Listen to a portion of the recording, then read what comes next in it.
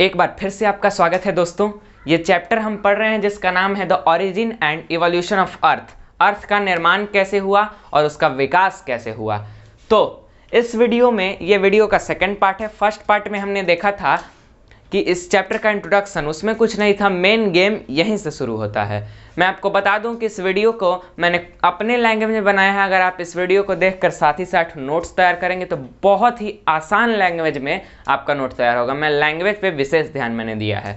तो early theory, जो early theory थी, पुरानी थ्योरी जो पुराने साइंटिस्टों के द्वारा दी गई थी, उसमें विशेषकर अर्थ के निर्माण के बारे में बताया गया कि आखिर अर्थ, पृथ्वी का निर्माण कैसे हुआ। तो इसमें पहली थ्योरी है नेबुलर हाइपोथेसिस।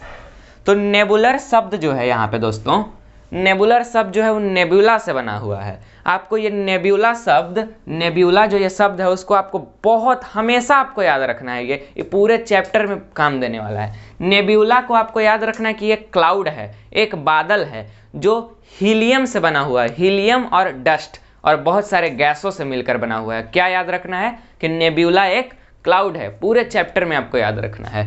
तो ये जो नेबुलर हाइपोथेसिस दी गई वो इमैनुअल कांट नाम के एक साइंटिस्ट थे, उनके द्वारा दी गई।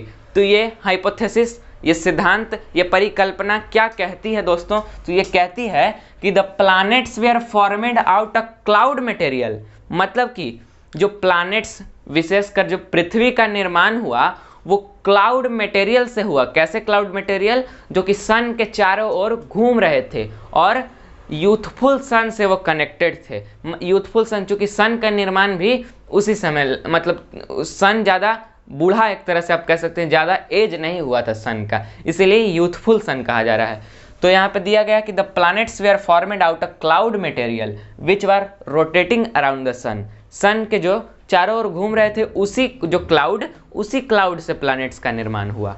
लेकिन बाद में 1900 ईस्वी में चैम्बरलिन एंड मुल्टोन नाम के एक साइंटिस्ट थे। ये थ्योरी आपको बहुत आसानी से मैं समझा दूंगा, इसको आपको हमेशा याद रखना है। देखिए कहानी की तरह, उन्होंने क्या कहा कि एक wandering star passes through a sun. मतलब कि एक आवारा तारा, एक घूमता हुआ तारा सन के करीब से गुजरा, जो कि ब्रह्मांड में चक्कर लगा रहा था। और एक दिन वो सन के करीब से गुजरा। जैसे ही वो तारा सन के करीब से गुजरा तो तारे में ग्रेविटेशनल फोर्स था और उसने सन से बहुत खींचना चाहा, सन पर फोर्स लगाया। तो जो फोर्स लगाया उससे सन में से बहुत सारा कीगर शेप्ड मटेरियल निकला। मतलब सिलेंड्रिकल शेप मटेरियल बहुत सारा उस ग्रेविटेशनल फोर्स से सन के निकला। सन में से निकला तारे के ग्रेविटेशनल फोर्स से। ठीक है, तो ये घूमता हुआ तारा जब सन से दूर चला गया तो जो ये मटेरियल निकला था वो अब अलग हो गया। अब तो वो सन में जा नहीं सकता था और तारा भी अब दूर चला गया। तो जो निकले हुए किगर शेप्ड मटेरियल थे वो अब क्या किए, वहीं पे सन की ओर घूमना शुरू कर दिए, गोल गोल गोल गोल। कि चूंकि अब सन के अंदर वो जा नहीं सकते थे और तारे ने उसे खींच लिया था, तो वही गोल गोल घूमना शुरू किए। और घूमते घूमते ही धीरे धीरे प्लैनेट्स का निर्माण हुआ। मैं एक बार पढ़ के सुना देता हूँ कि a wandering star passes through a sun due to the gravitational force of a star, a Kiger-shaped material come from the sun. When this star passed away, जब यह स्टार दूर चला गया तो जो मटेरियल सेपरेटेड हुआ था सन से, वही घूमना शुरू कर दिया और वही धीरे धीरे प्लैनेट्स के रूप में हो गया। आपको लग रहा होगा कि ये किगर शेप्ड आखिर क्या होता है, तो मैं स्क्रीन पे फोटो दिखा देता हूँ। देखिए ये किगर शेप्ड है। ऐसा ही कुछ टाइप का बहुत सारे मटेरियल निकले थे। दूसरा सिद्धांत है अर्थ के ओरिजिन के बारे में ही, द्वैतारिक सिद्धांत, टू स्टार बाइनरी थ्योरी जिसको इंग्लिश में कहते हैं। तो according to this theory the sun has also companion star. मतलब कि जो ये तारे की बात हमने की, लेकिन इस थ्योरी के अनुसार सन के पास एक और तारा था, एक और दोस्त, एक और साथी तारा था जो उसके साथ, उसके आसपास से गुजर रहा था। बस इस थ्योरी में इतना ही कहा गया है। अब हम पढ़ेंगे रिवाइज नेबुलर हाइपोथेसिस। मतलब कि वो जो नेबुलर हाइपोथेसिस हम लोगों ने इससे पहले पढ़ा, उसी नेबुलर हाइपोथेसिस को बाद में दो साइंटिस्टों ने फिर से उसको रिवाइज किया, यानी कि फिर से उसका अलग सिद्धांत दिया। वो दोनों साइंटिस्ट का नाम था कार्ल विग्सर, इसको मैं अच्छे से प्रोनाउंस नहीं कर पा रहा हूँ, आप चाहे तो कर सकते हैं, और दूसरे साइंटिस्ट का नाम था ऑटो स्क्रिमडिक्ट। ठीक है, ये दोनों साइंटिस्ट ने नेबुलर हाइपोथेसिस को रिवाइज किया और कहा कि a solar nebula surrounded the सन।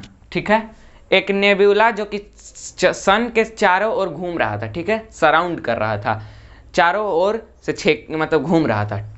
तो आपको मैंने बता दिया होगा कि नेब्यूला किसको कहते हैं। नेबुला आपको पता होगा कि वो जो सोलर नेबुला था वो हीलियम, हाइड्रोजन और डस्ट कंटेन कर रहा था और वो सन के चारों ओर घूम रहा था। घूमते घूमते उस नेबुला के अंदर फ्रिक्शन और कोलिजन वगैरह हुआ, एकदम फ्रिक्शन, सब पार्टिकल्स टकराए वकराए और उसके कारण इस एक डिस्क शेप क्लाउड का निर्माण हुआ। गोल टाइप के क्लाउड का, डिस्क शेप का गोल निर्माण हुआ और वही क्लाउड धीरे धीरे ग्रोथ होते होते बढ़ते बढ़ते प्लैनेट का निर्माण हो गया। ये था रिवाइज नेबुलर हाइपोथेसिस। तो ये थी अर्ली थ्योरी अर्थ के ओरिजिन के बारे में। हमने पढ़ा नेबुलर हाइपोथेसिस, उसके बाद बाइनरी थ्योरी और उसके बाद रिवाइज नेबुलर हाइपोथेसिस। अगले वीडियो में हम पढ़ेंगे modern theory. Modern theory mainly origin of universe, पूरे ब्रह्मांड के ऑरिजिन के बारे में बताया गया। ये तो सिर्फ अर्थ के ऑरिजिन के बारे में बताया गया। तो मिलते हैं अगले वीडियो में, और अगर आपको इस वीडियो के नोट्स चाहिए तो इसके डिस्क्रिप्शन में दिए गए हैं, आप इसे बहुत ही आसानी से